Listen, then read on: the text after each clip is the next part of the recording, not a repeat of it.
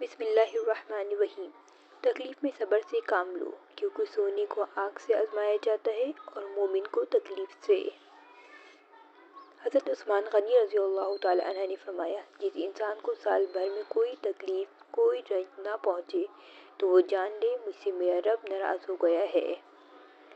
نہ کر نصیب سے اتنے گلے اے انسان، جب اللہ راضی ہوتا ہے تو ہر چیز مل جاتی ہے۔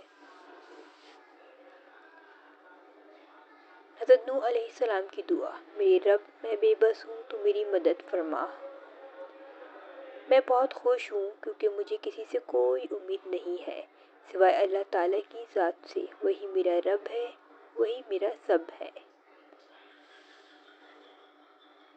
رسول صلی اللہ علیہ وآلہ وسلم نے فرمایا، قرآن پڑھو کیونکہ قیامت کے دن یہ اپنے پڑھنے والے کا سفارشی بن کر آئے گا۔